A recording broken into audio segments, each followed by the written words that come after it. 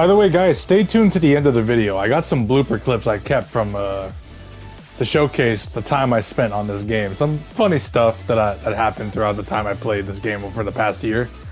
So enjoy, and let's let the video start. Hello, everyone. Welcome to Tekken 8 1 year later. Now, you may be wondering, where's the UI? Where's the user interface? Where's the menu? It's right here. Yeah, that wasn't there 1 year ago. All this that you're seeing here, everything, I'm literally talking about everything, wasn't here. Look at this. Look at this right here. Okay? The Phoenix stage wasn't here. Clyde Rossfield, yes, Clyde Rossfield is here too. There's a special deal going on right now in the Tekken Shop. Yes, the Tekken Shop was not here either. And then new items, these weren't here 1 year ago. These were here like not that long ago, like what, it's been like almost 2 weeks now. And yeah, this battle pass wasn't here. This is version 1.11, version 11. A new story was added. A lot of things have not been here 1 year ago. Oh my god. Do we have a lot to say about this game? Now, another thing before we get into this. What else has not been here? Obviously that story I was mentioning. Lily's on the main menu screen. That wasn't here 1 year ago. Look at this. Look at this. We didn't have this 1 year ago. We didn't have this 1 year ago. You know what we had 1 year ago? We had Kazuya. We had Kazuya Mishima as the main menu screen. Look at that. Does that take you back? Does that take you back to when, you know, the game was barely coming out, or just really came out? Like, just came out. There was nothing here.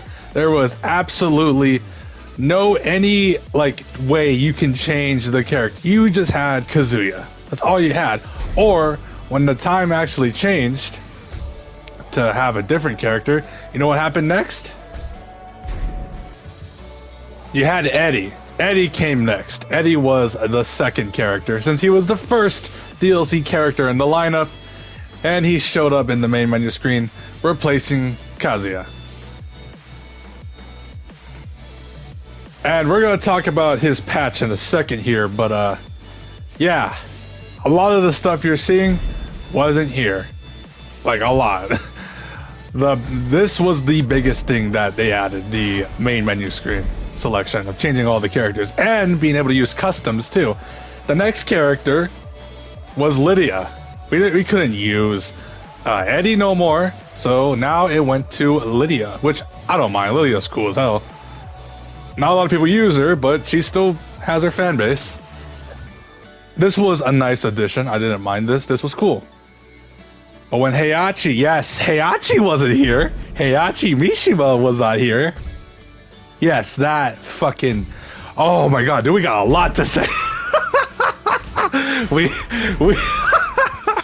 we got a lot to say about Heihachi. Oh, do I have a fuckload of things to talk about when it comes to this fucking guy. Not just the character, no. It's not the fact of Heihachi. Like, yes, that alone is a big fucking deal. But I am also gonna talk about what happened with Heihachi, like when he dropped, not him specifically, even though he's the main thing, but also the things that came with him. Oh, and it's about a specific fucking stage. Oh yeah. Now, before we move on, now the last character that dropped was Clive fucking Rossfield. This character right here from Final Fantasy 16. Yeah, a lot has changed, and I know this is a very long introduction, but yeah, do we have a lot of things to say? Yeah, this game definitely changed, but it didn't at the same time.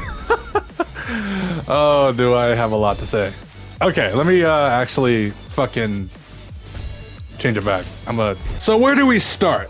Where do we start? Oh, I know.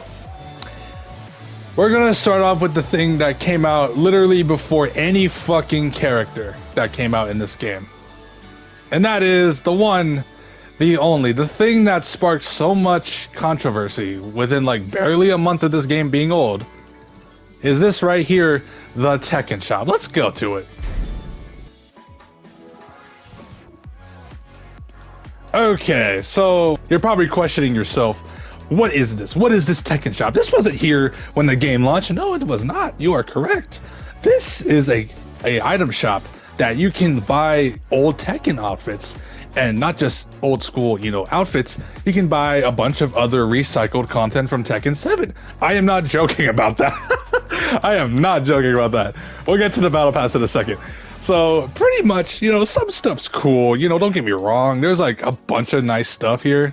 Like you got the Sublime pack, the Flamboyant pack. You know, you got your Final Fantasy 16 Joshua pack, the Jill pack. This goes to all the characters, by the way. It's not just specific to, well, obviously there's the male and female, but you get what I mean. Now, here's the other packs that came along. And yes, I will showcase the shop despite the fact that some things that I have bought. Now, these are all the packs that have come here, and legacy outfits, of course. And some outfits I remember myself not getting, or not saying that I wanted to get, but got them anyway. Because why?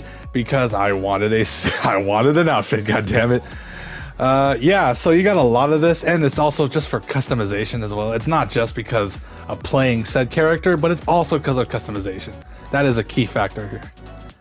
And you got your, you know, you got your legacy skins, as I said. Some of this stuff like this, these ninja packs are stuff from Tekken 7, if I remember correctly. Yeah, then there's the avatar stuff. You got more avatars, a lot of this. And then you got these fireworks that really, no one really, I have only seen these throughout the 1 year lifespan. I've only seen this like 4 times. Like 4 times. I actually counted. I'm not joking with you. Then you got the free items that they bring out with like every update or so. This right here is June's Tag 2, right? Her Tag 2 outfit. I just want to say that when the game was 2 months old, I remember Bandai was like striking waters down. Like when this outfit was apparently like modded, it was strike down by Bandai. Like Bandai took it down. And then when the shop came, here, lo and behold, here it is. So here's the thing, right? They were going after modders 2 months later to stop them from like literally banning them. It was like modders that's been doing this since like Tekken 7. It was horrible. Like I think it was content creators. I think I remember one. It was like Human. Yeah, modding was going away, but you know, obviously there's still mods, of course, but still, it was a rough time when this game launched. This sparked a lot of controversy because look. Obviously, you know, you had to pay real money. And don't get me wrong, at the time there was no like $3 version of getting this. But you had like, you know, the 500 Tekken coins, this, the $10, the $20, the 30, the 50. It will vary upon region, of course. But there was no 300 Tekken coin like bundle to get at all. And then you got the fight pass. Oh god. Yeah, I won't lie, this fight pass wasn't really that crazy. I won't even lie with you. Of the previous ones, like if you missed this, you're pretty much not missing it that much. I'm not gonna even lie with you. The only thing that really changed with these battle passes over time, aside from obviously different items, is this right here. So what are these pretty much? Look. That's literally what they are. That's literally what you're looking at. They're just firework holograms is what I'm saying. That's like the only difference that changed, and aside from that, there was like, I think a few extra missions, like log into the game, go to the fight lounge, and also you can fucking do these type of missions and like, you know, ghost battle and stuff if you don't want to play it online at all. But yeah, that's the Tekken Shop. That's what's been added from, you know, the game in its first month. A lot has changed with it, but it feels, you know, mostly the same, just obviously, of course, with different outfits over time. And it's been very like slow, of course, but not as slow as another game I know called Street Fighter, and I love that game, but has been very thoughtful about outfits. That game has not been giving us many outfits, but that's a conversation for another day that has been beaten to death at this point, so I'm not going to go into it. Now, another thing they added. Let's talk about a couple things, and it's also in the Fight Lounge, by the way. Okay, so there's some things that have kind of changed in here. So if I'm right, there was all this stuff. They added a training course since now that these are, yeah, there's online practice. Online practice wasn't here. I wish they added, like, you know, stuff that you can play old Tekken games, but, you know, that's... I think they also added, yeah, they added extra cabinets, a little quality of life stuff here. So that's been nice, but I do want to talk about a specific thing about this game. So let's go to training. So I want to talk to you guys about a specific thing. So in version 1.03.1, there was this thing where the game had to, what's the word I'm looking for? Had to patch some floor breaking scaling. They had to fix up the scaling on floor breaks and like wall blasts and shit. So I'm gonna demonstrate it. Watch this, all right?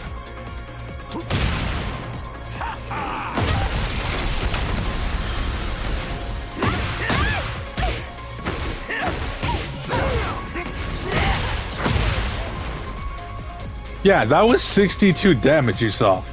If it was any other patch, like any version of the game before 1.03.1, I would have done a fuckload more. I've done a video, Tekken 8, 3 months later, and it was talking about this character in particular. Okay, I won't go too much into details, but I think you guys already know where I'm going with this one.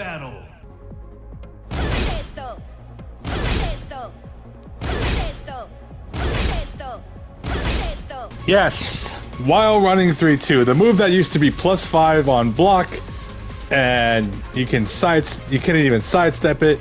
Even when you did, it was very tough to do. You couldn't even really. It was very spammable, and if Azucena was in heat,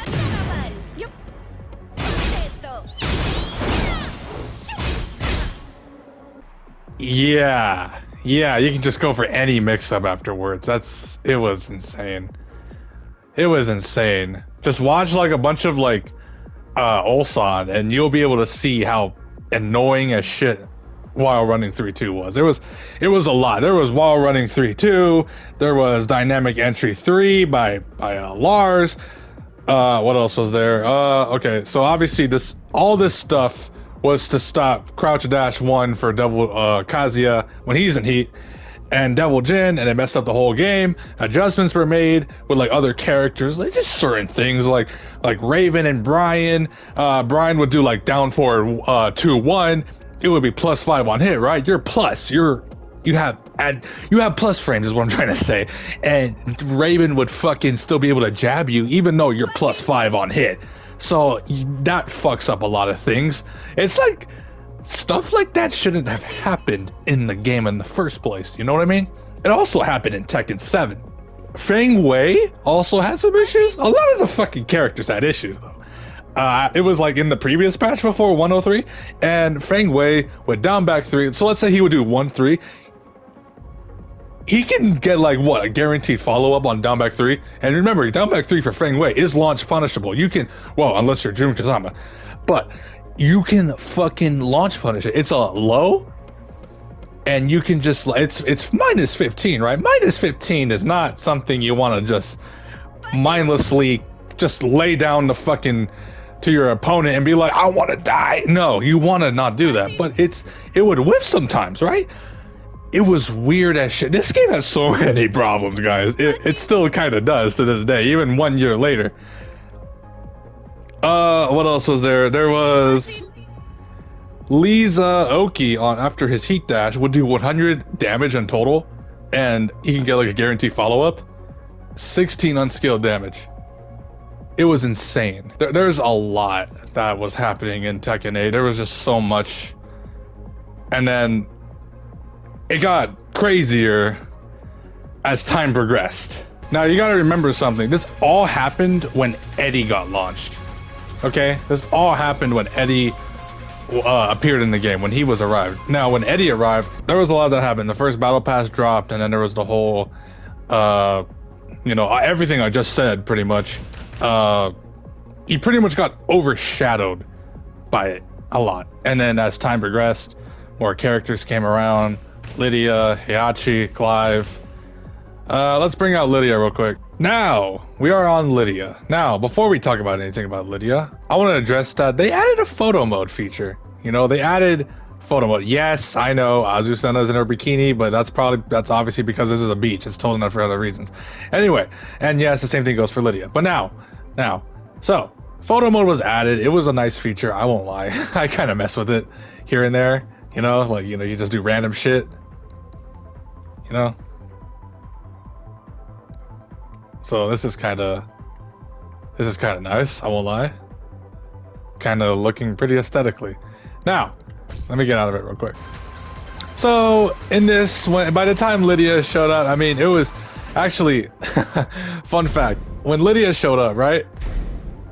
It was Evo. Evo ended, right? But Heihachi already got announced like the day before, the day prior, literally the day prior.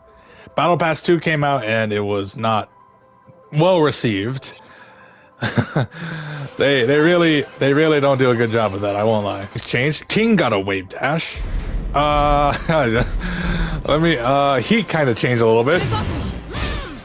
See, now back then it used to actually have massive ass pushback, but you know, when you can just casually pop out heat bursts, boom, it just does a little, just a tiny bit of pushback. And you know, but when Lydia came, it was like, okay, there was a lot of quality of life stuff, but it wasn't too crazy. I mean, not many people were going crazy with Lydia, but I will tell you, I've seen a lot more her at the time when I was playing than Eddy.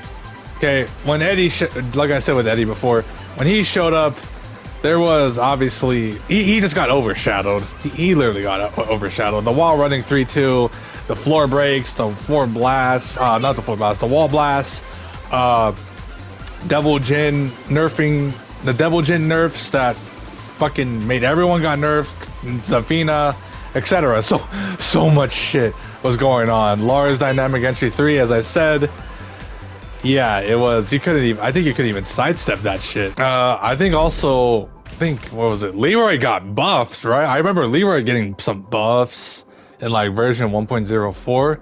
That was the version, okay. I gotta admit, I gotta remember, that was the version that, yeah, Leroy was like, what? If I'm right, considered top 50? I don't fucking remember. I think he was. Because by that, he got buffed, and I think the next patch or so, King got a wave dash. Just all King right there. That was like, what the fuck? King got a wave dash and shit. Leroy got buffed. What else happened? Aside from Leroy and King, I remember Brian got a fuckload of buffs. I know Alyssa got a little bit here and there. Some buffs went to Asuka. Azucena got hit. Yeah, Azucena got quite hit. Some damage nerfs kind of came in. Well, this is mainly a buff, but yeah, it was mainly a buff. Her forward 4. The scaling went down to 70.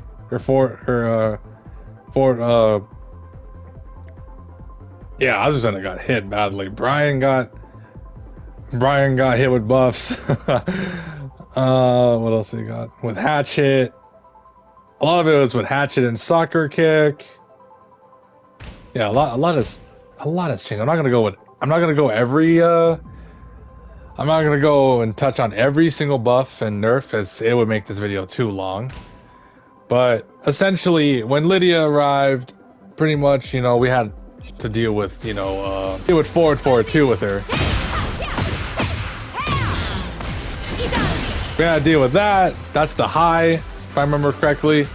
I think she can also do the mid. She had like a high that's unblockable, but you can duck it since it's a high, and then you got the mids.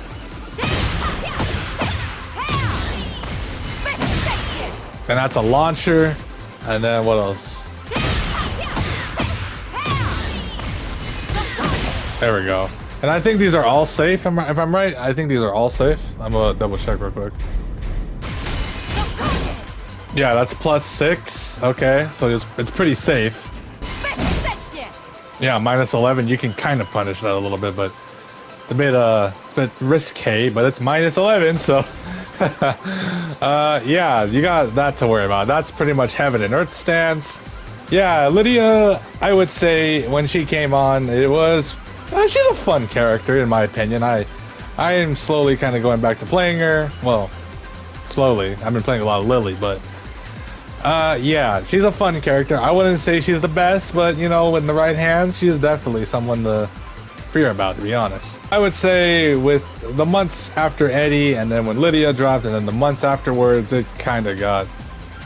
Well, let's get to Heihachi, because when Heihachi dropped, oh boy, do I have a lot to say about Heihachi, do I? Oh god, let's do it. My oh my, where do I begin with this stage? Do you guys remember this stage back in like October? You guys do? Cause I don't forget about this one. Yes, so we're on Heihachi now. Now, Heihachi Mishima, a character that got revealed on July 21st, 2024 at EVO. Harada said he was quote unquote dead, and we all know that was a damn lie. So, he's back. That's insane. The amount of like the amount of hype this was surrounded, right? That Heihachi came back and, you know, is now very rushed down and has like stance cancels and warrior instinct, but you know, that's a Jesus Christ. And he has like what, a 1-1-2 wall splat, and then he has like a safe hell sweep that's like what, -14 on block? Yeah. When Heihachi dropped, right? Aside from all that, the biggest controversy, right? Remember, there is a lot of shit that happened when Heihachi dropped. Okay, first of all, let's just get this out of the way. There is 2 versions of this stage. Let me just get this out of the way. So there is obviously, you know, the evening. I'm assuming this must be the evening time stage for the Gamanji, and then it's the daytime. The daytime actually looks kind of sick, though. I gotta admit, this actually looks pretty sick. You know, goddamn, this is pretty sick. You know, I got to say. But here's the thing, right? So let's talk about this fucking guy when this... So, here's what happened, right? This stage, you might think, oh, it came with Heihachi, right? Did it, like with Lydia, with Seaside Resort? No, not at all. With Lydia, it was free, okay? The Seaside Resort was free. I'm assuming that's probably because in the Tekken Ball, when you play Tekken Ball, it's pretty much the same stage. So I'm assuming that's why it's free. But this stage wasn't. This stage was not free whatsoever. It was $5 separately from already a deluxe / ultimate edition that was already given to the players when pre-ordering or buying the game in general. And a lot of people, you know, took criticism into that. Well, more than just that. It was Twitter, every social media, Discord was all over Bandai's ass on this one. And then there was a lot of things that were going on, but not even just Bandai. They lost a lot of money. I think they lost like 144 million. I think, if I remember correctly, it was because of like they were canceling a Naruto game and a fucking One Piece game, and it was a tax write-off, if I'm right. And then it was all because they were trying to fully commit into DEI, and they had a bunch of layoffs. It was a lot of shit, is what I'm trying to say.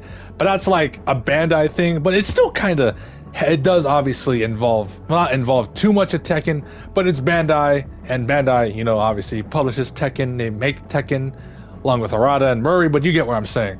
So it still kind of has some involvement to a degree. But not just that obviously happened. There was a tournament that happened, you know, within Heihachi's release, right? There was this, it was Tiger Uppercut. Yes, unironically Tiger Uppercut. Sagat reference. So there was this, by the way, before I continue what I was saying, the $5 Gamanji stage, like I said, they rubbed people the wrong way, but Bandai heard us, and we got 500 Tekken coins as compensation, and a free stage, a free winter stage. And I think at this point, you know, as time progressed, we obviously know what that winter stage is. It is obviously Phoenix Gate, and we'll get to the Phoenix Gate. He's next. Clive is fucking next. We'll talk about Clive in a bit. Other than that, that was a big deal. It sparked a lot of controversy. We got 500 Tekken coins as compensation. Then we got Phoenix Gate, obviously for free. Now, about the whole Tiger uppercut situation that happened while Heihachi got released. So that was the tournament that fucking Knee was going crazy on. He was fucking going insane in that one. Like, Knee was going insane in that tournament, but that's not what I'm here to talk about. I'm here to talk about the whole situation regarding XCC. So, if you guys don't know who XCC was, if I'm right, he got the top 8 at Tiger Uppercut. He got the top 8, and mind you, getting in the top 8, even not just a fucking place like Evo, just getting top 8 at a major, like a tournament, is a big deal. It's like, when you get top 8, it's like the best feeling in the fucking world. You're on the main stage, or like just in general, it is a great feeling. It is something that you gotta pat yourself on the fucking back. You gotta be proud of yourself for that one. But for the fact that XCC was, if I remember correctly, apparently he got banned or pulled out of the tournament all because he was Chinese, right? I'm like, what? What? That makes no sense. And I'm like, this is fucking Bandai doing this shit, right? And it got fixed, right? It got fixed. It did. Okay, so essentially, right, for the whole XCC situation, it did get fixed, of course. So, and I quote here, after careful consideration for the Tekken World Tour 2024 Global Finals, we will update the official rules to allow players from China to compete via the Last Chance Qualifier, LCQ. For the affected players for the Tiger Uppercut event, we will be reaching out to cover their travel and accommodation expenses. We will also be inviting XCC to Tokyo to compete in the Last Chance Qualifier. Looking ahead, we will review and improve our tournament operations and official rules for the Tekken World Tour 2025 to ensure a more enjoyable experience, where more people, including players from China, can participate and earn the right to advance into the finals. Yes, that was a W. Right there was a fucking W, right? Because Bandai was getting a lot of heat. You know, you got, Heihachi with Warrior Instinct, a -14 on block Hell Sweep, and then you got a 1-1-2 wall splat. I think a mid electric, if I'm right. This guy got stance for days, And then you got that, you got this fucking beautiful stage that should have been, included with Heihachi, but obviously it was $5. We got compensation, and then the way to get the compensation, by the way, I almost forgot, that if you logged on October 29th to November 26th, 2024, you'll be able to log in and get your 500 Tekken coins, and by the time of November 26th, 2024, I believe the following day, you would get your compensation. Actually, no, not just that, no, I did that wrong. No. On October 29th, literally the day of, people got their Tekken coins. So did I, included myself. I logged in that day and I got my 500 Tekken coins. Yeah, that was a lot of shit. And that was just like all within the first week of Heihachi being released. And then, granted, the situation with XCC, yeah, that also happened within like the first week too. That was like not even a full 72 hours of Heihachi releasing, like barely 72 hours. And then Sparking Zero release, and then it made 3 million fucking what's it called? 3 million units sold. That was supposedly a success in just 24 hours, but that game right now is doing better now, but oh fuck, it was a minefield pretty much for that game for a couple months. And yeah,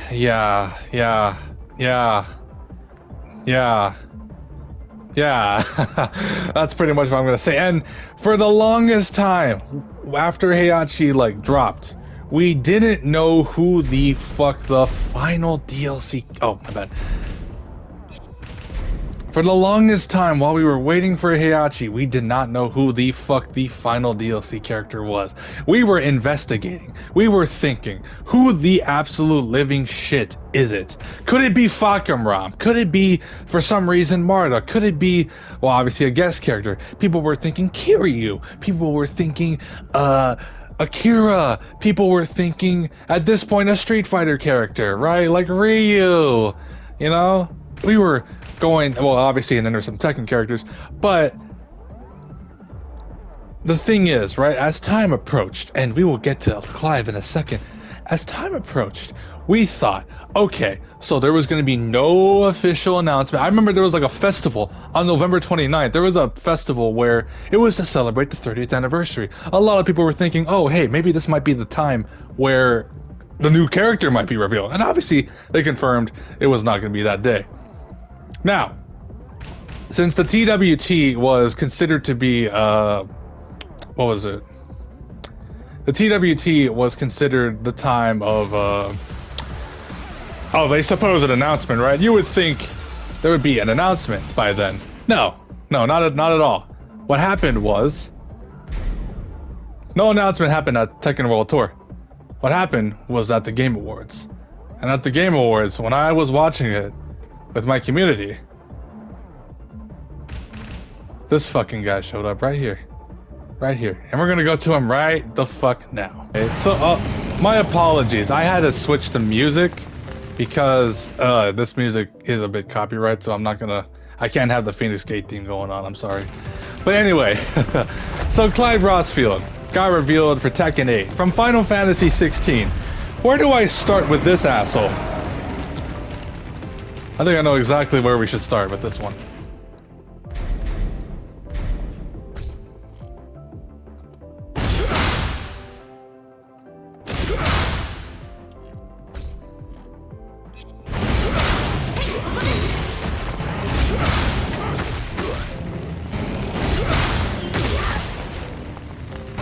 Yes, forward 1+2. I am not gonna sugarcoat it.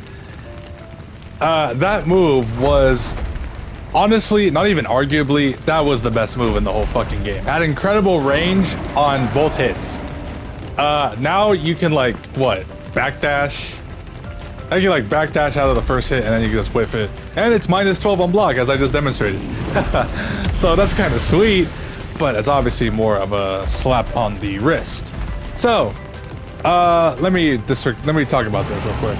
Obviously in this patch, right, it was mainly, for patch 1.11, this was the patch that obviously, you know, nerfed Clive. It was mainly slap on the wrist type of nerfs. And basically what the whole point was, it was his forward 1+2.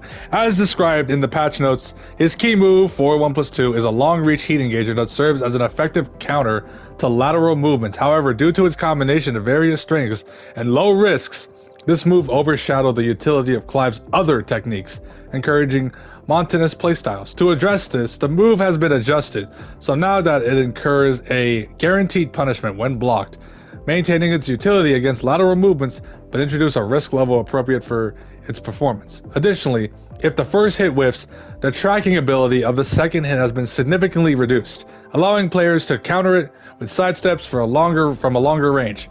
Both back 3 and back 1+2 are excellent counterplay tools. However, their rapid recovery even after failure made them difficult to punish. To balance this, adjustments have been made to increase the risk for these moves to fail. Other unintended issues have also been adjusted in this update.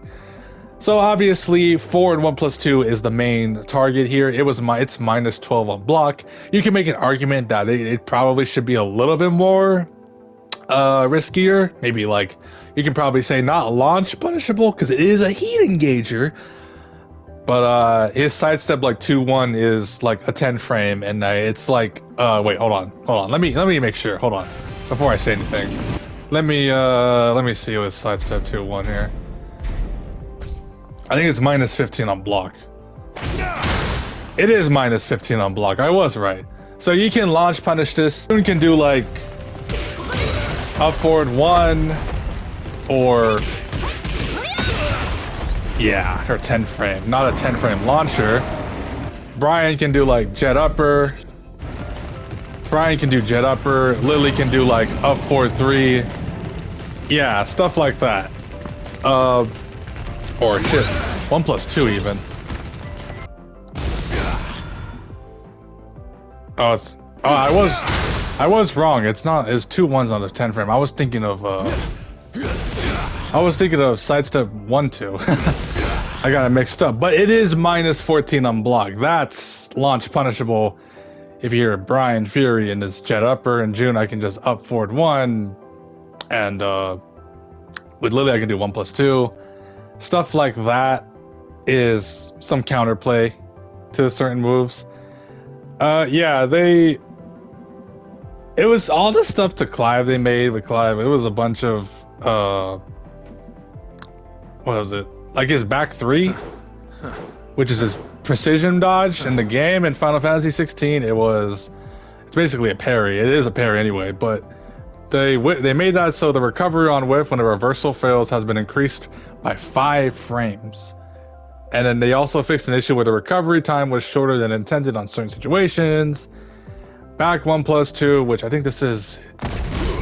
Yes, the power crush. Titan. And basically, in the previous patch, it was minus. It was like it would vary upon what range it would be. So if I'm right, I think if I'm like right the fuck over here. Oh wait, hold on, I'm a little. Yeah, it would be like -13. It would be a little finicky. It would be a little weird, you know? It wouldn't be always -14 because right now, like from a certain distance, of course, it's -14. Obviously, I am far as shit. But if I look at the patch notes real quick, back 1+2, recovery frames have been increased by 6 frames. To maintain the frame advantage on block, increase the opponent's recovery time on block by 6 frames. Adjusted the opponent's recovery time so that the frame disadvantage becomes -14 even when the move is blocked from a long distance. Change the damage of a powered up version which activates immediately after absorbing the opponent's attack from 7,725 to 7,720. And as while rising 1+2, relax the input window of 1+2 to make it easier to execute. Wait, what is that? Hold on. Oh, I think, yeah, it's this. That keeps coming out, yeah. And then Phoenix Shift 3-2. The attack hitbox has been adjusted to mitigate the issue of whiffing when used as a follow-up near the wall. Kind of cool that is -14 no matter where the fuck you're at. Granted, it will vary upon the range. Obviously, they're not gonna fucking just do it point blank in front of my face. They're obviously gonna still be, you know, a little bit of a long distance. But, hold on.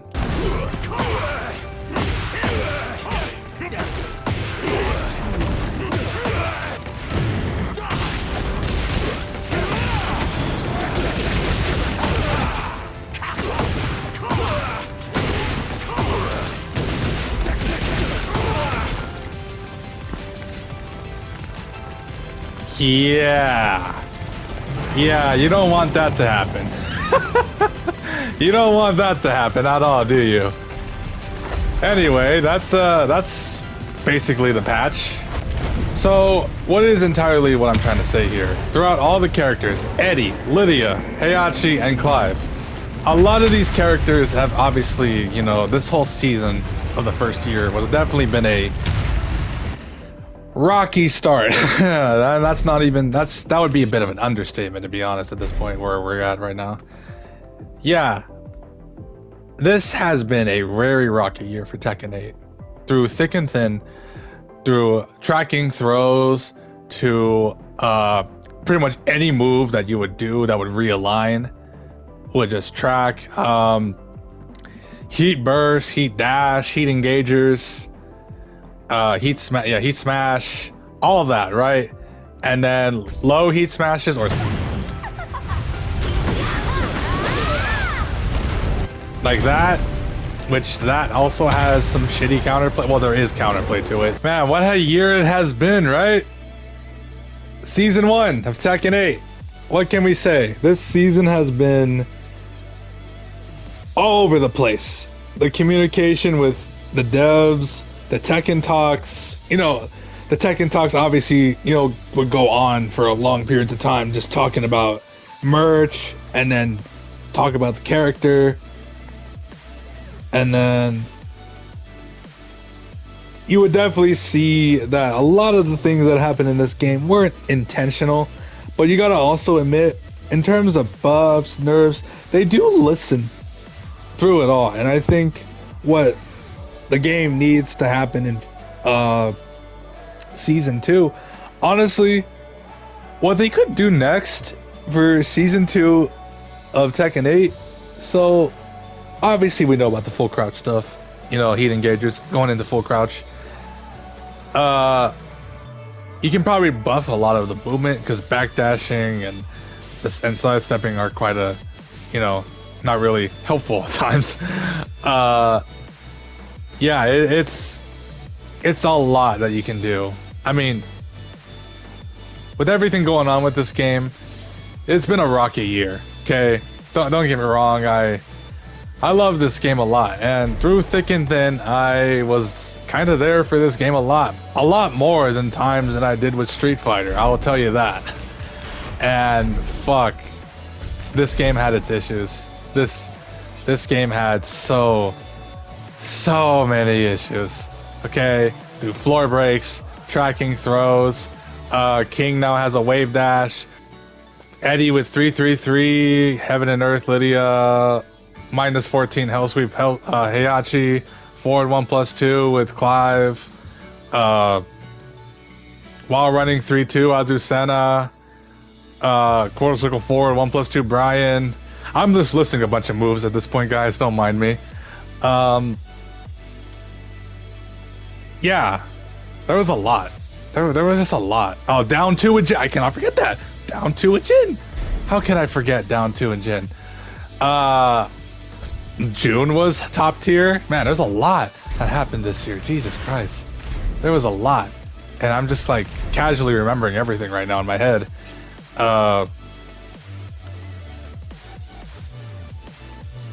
Man, it has been a wild year, has it?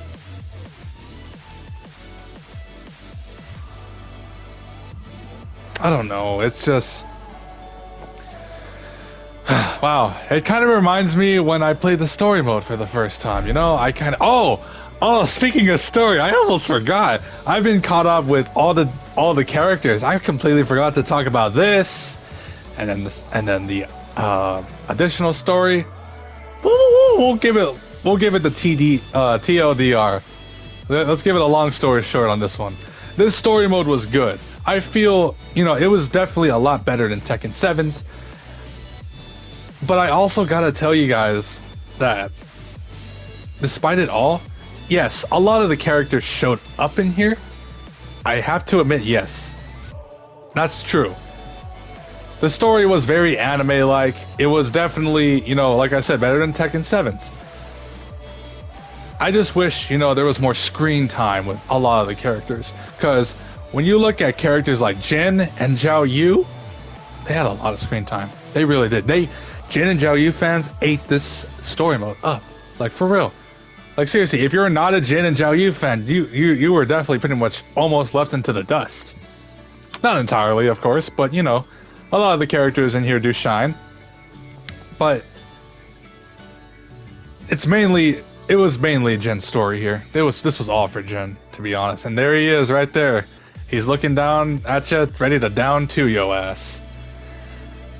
So, oh, and may I also add that Lily had a very pivotal role in here too. She was more involved. Lily fans, including myself now, that yes, I used to not like fighting against Lily. Now here I am 1 year later, playing as Lily. Here we go. What are the odds? Lily had more of a story involved, more pivotal. I can't speak in this story mode than Asuka. And don't get me started. Let's not get started with the whole Asuka situation. We all know how it was with Asuka going from Tekken 5 and then all the way from 6, Tag 2, Revolution 7, now 8. Oh god. But as I said, this story was gorgeous. It was beautiful. The graphics, everything.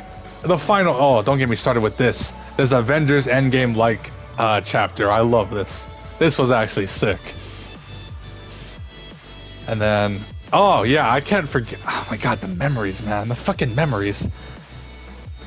The fucking memories. The fucking memories I had with this story already. Man, I'm getting a little nostalgia here, guys. I'm getting a lot more nostalgia. I'm nostalgic for this. And then, man. Things were simple, man. Things were simple. Like, yeah, this game had a fuckload of patches, and Jesus Christ, it did. But man, just playing the story, like, I can't lie. On the first day, man, it made me emotional, guys. I can't even lie with you. This right here, this chapter right here, was a fucking look. I know it was very anime-like. It definitely gave some DBZ, Dragon Ball Z vibes here. I won't lie. Yes, but it was a lot better. I know. Look, I know that a lot of the Tekken characters obviously do not have that much roles in Tekken. Like, I'm looking at Brian Fury and Yoshi, Lily and Asuka, and then Nina and Anna, you know? That, I wish they do focus on that. And with characters like Steve, King, I feel like they should definitely focus on those characters a lot, to be honest. I think they definitely deserve some screen time, to be honest. That would actually be kind of sick. And then this chapter right here, this chapter. Oh my god, guys, this was beautiful. This was beautiful.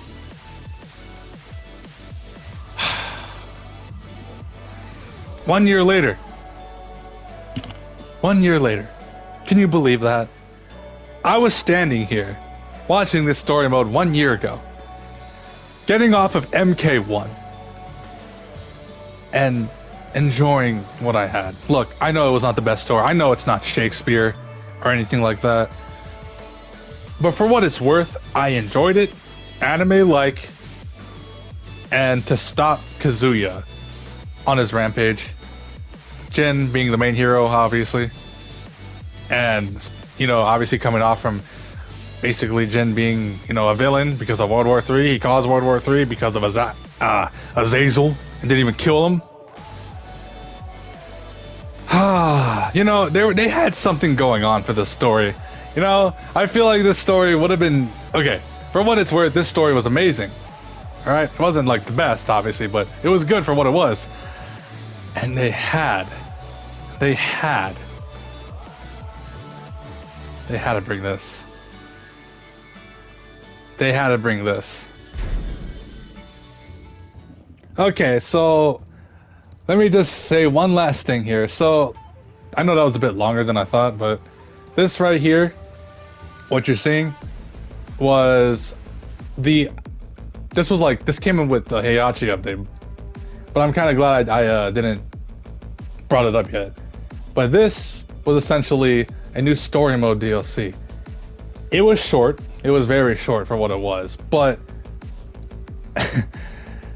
it was cool. Like, don't get me wrong, it was cool. But once we got to Heihachi, once they explained Heihachi and like how he was resurrected, literally, Ninja comes out of nowhere, sees Heihachi, and then boom, saves him. But that pretty much kind of that's like, what? That's the reason? And then now you got the whole situation like, okay, what about Kazuya? Did he not see Heihachi? Then you can probably make an argument about, oh, Akuma distracted him.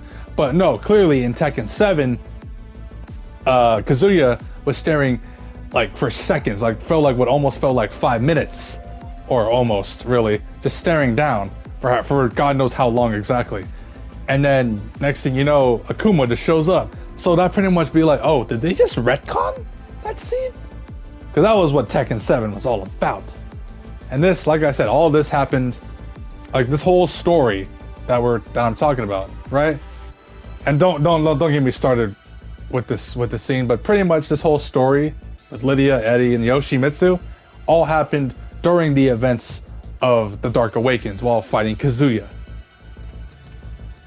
Yeah, this was weird. This was like, what the fuck? Okay, all right. Then if Heihachi can just come back like that, then that obviously that means other characters like Claudio and Safina can just come back like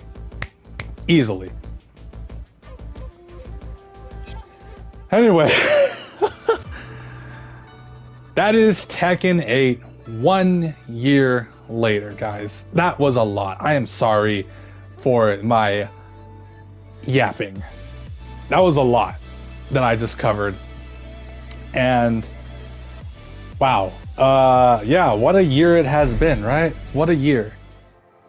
What a year it has been. You know, just looking over everything across 1 year, and you think to yourself, where has time went by? Time goes by fast, and the more I look at it, the more I gotta appreciate everything, you know? And then, I can't even forget the character episodes. The character episodes are actually pretty, well, they were great, they were goofy. But, nah, I gotta admit. Oh, yeah, I cannot forget this one right here, right? Je vous promets à tous qu'en tant que chef de la Mishima Zaibatsu, je ferai. That outfit game is now heavily cosplayed now. For what this was, I enjoyed Tekken 8 as a game. It still has a long way to go. A long way to go with the balancing. Heat as a whole needs to obviously be addressed. It got better as time progressed. Don't get me wrong. It definitely got better compared to how it was with launch, especially with the pushback. And now it's not as bad as launch, but it still can be, you know, annoying. And obviously heat engagers, heat dash, yeah, it's been a long year. But I gotta admit, you know, the art, you know, I gotta admit, pretty impressive. And there's the 10 million sales for Tekken 7 poster. Okay. So, yeah. That's me closing this Tekken 8 journey, guys. I hope you guys enjoyed the video. And let's see what the future holds for Tekken 8. Because all I know for sure so far this future, since everyone's getting a new move, I'm expecting full crouch heat engager movement pretty much. Because obviously heat is not going to go away. That closes off this video. I hope you guys enjoyed. Peace, guys.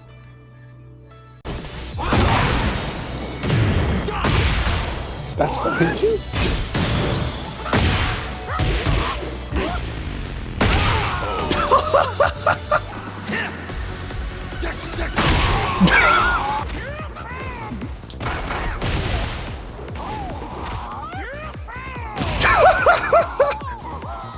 I am so clipping that.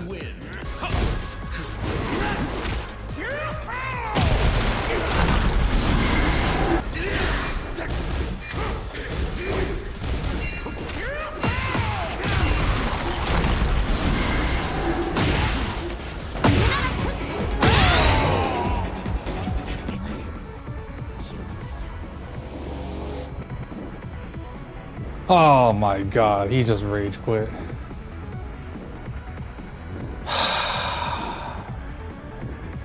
Come on, man. Rage quit. Another rage quit. 5 rage quits. Alright, this law player plugged on me, bro. That's the second law player that plugged on me.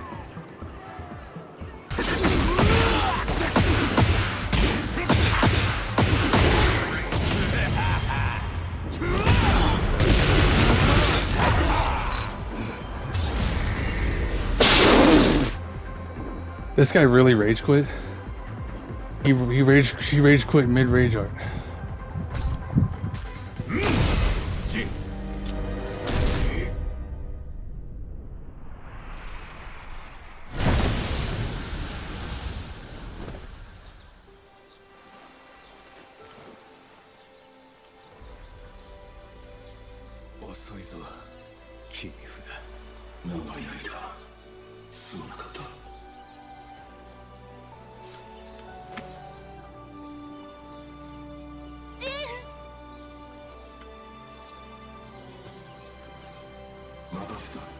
Y'all honestly should have like kissed right here from like 1 year ago, god damn it.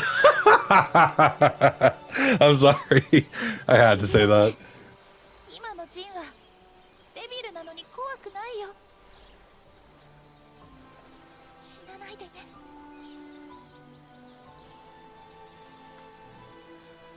This was when Harada and Murray like blue balled me, and like everybody else that was hoping for a kiss scene right here. But god damn it, all right.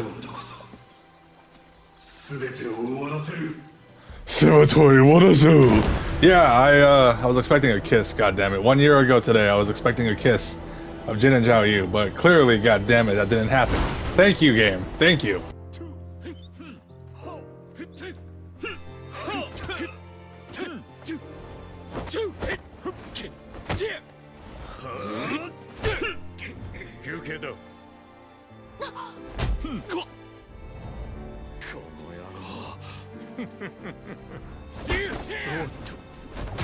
This is some shit you don't see every day at all.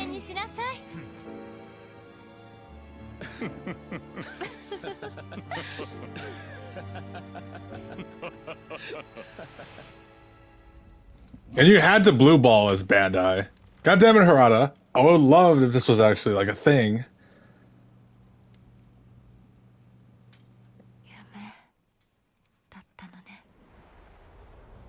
That hurt. That hurt, man. That fucking hurt.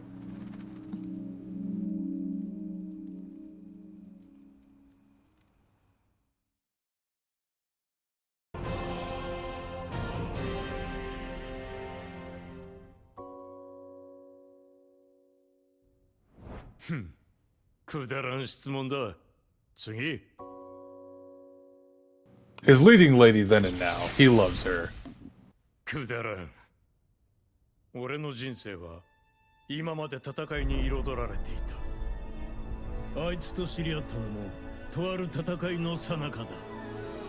闘争が日常である俺の周りに弱者は必要ない。そしてこいつは Simpler times, man. Simpler times. 強い。それだけだ。次。 Oh god, I remember this. I remember seeing this shit.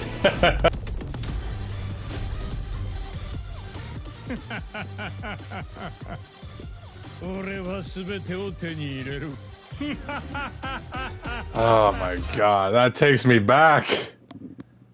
Memories.